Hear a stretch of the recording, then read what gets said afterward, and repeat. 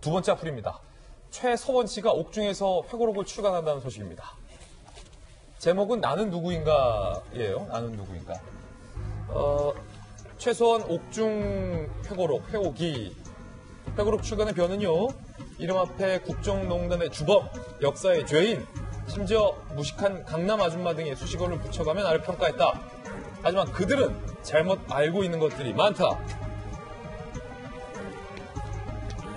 투명 인간대 청와대로 박 전 대통령 취임 후 남편과 소원해졌다. 정윤회 씨가 보호자 말라 수차례 권유하기도 했다. 진작에 박 대통령을 떠나지 못한 나 자신이 후회되고 한스럽다. 라고 썼고요. 청와대 들어갈 때 투명 인간이 되어야 했고 비서 외엔 그 누구에게도 노출되지 않았다. 박 대통령이 싫어하셨기 때문이다. 라고 얘기도 했습니다. 그러면서 조 전 장관도 소환됐어요.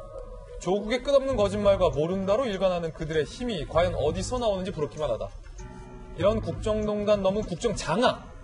나는 왜 그렇게 버티지 못하고 내 딸이 그렇게 당하고 쇠고랑까지 차면서라고 얘기를 했는데 김현 박사님, 네. 최소원 씨의 주장에 따르면 그리고 회고록 내용에 따르면 나는 국정농단이라는 의혹이었는데 조국 전 장관은 나보다 더 센 국정장악이다. 네. 라고 주장을 하고 있는 거군요. 그러니까 지난번 조국 전 장관 사태가 불거졌을 때부터 비슷한 메시지를 내긴 했습니다.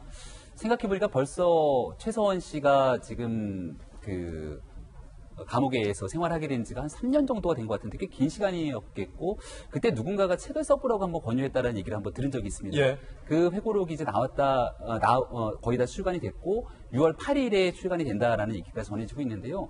지금 현재 조금씩 얘기가 나오는 내용들을 종합해서 유추해보면 본인은 박근혜 전 대통령 곁에서 그냥 곁에 지키는 사람이었는데 국정농단의 대단한 실세인 것처럼 잘못 이야기가 끄집어내서 내가 지금 이런 신세가 됐다라고 하는 본인의 하소연하고 있는 것 같습니다. 본인의 주장이죠. 그러니까 하지만 그렇다 치더라도 지난번 우리가 이 국정농단 사태와 특검의 조사 그리고 재판 과정 등을 통해서 드러났듯이 본인을 통해서 행동이 됐던 딸 정유라 씨와 연결되어 있는 수많은 문제들 그리고 그 당시 미르재단, K스포 재단인가요? 벌써 오래돼서 좀 기억이 가물가물한데 이런 재단을 둘러싸고 일어났던 많은 문제들이 다 없어지는 건 아닌 측면들이 있게 될 겁니다.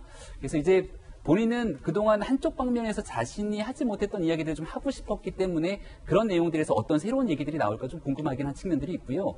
다만 최근에 이제 우리가 한명숙 전 총리에 대해서 다시 재조사를 들어가야 된다라고 얘기를 하면서 과거에 있었던 사건들에 문제가 있기 때문에 재조사돼야 된다는 얘기를 많이 하지 않습니까? 근데 최서원 씨가 그 당시에 검찰 등 여러 곳에서 그럼 최서원 씨가 새롭게 뭔가 문제를 주장하면 거기서 재조사할 거냐 이런 얘기들의 논쟁이 한번 붙은 적이 있거든요. 지금 오늘 보도되고 있는 거에 따르면 특검에서 3족을 멸하겠다 등에 대한 발언이 있었다. 뭐 여러 얘기들까지 나오게 되는데 일단 6월 8일에 책이 출간이 되게 되면 한번 읽어봐야겠습니다. 어떤 주장을 하고 있는 건지.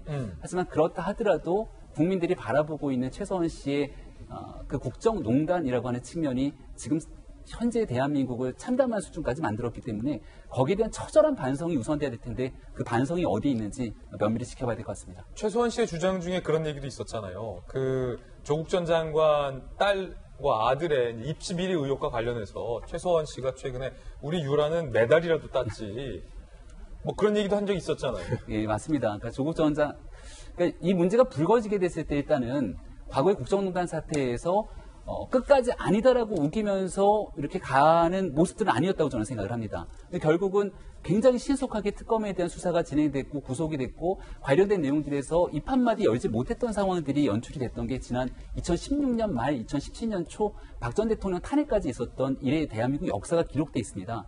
근데 조국 전 장관 사태가 지난해에 굉장히 대한민국 이슈를 뜨겁게 들끓게 만들었는데 지금 재판이 진행 중인 상황이라고 단언하기는 어렵습니다만 적어도 지금까지 드러나 있는 정황들을 보건대 조국 전 장관이 기자회견을 자처하면서 했던 얘기들과 조국 전 장관이 청문회에서 했던 얘기들 수많은 이야기들이 지금 현재 상황에서 사실관계에 맞아 떨어지지 않는 내용들이 너무나 많이 드러나고 있거든요.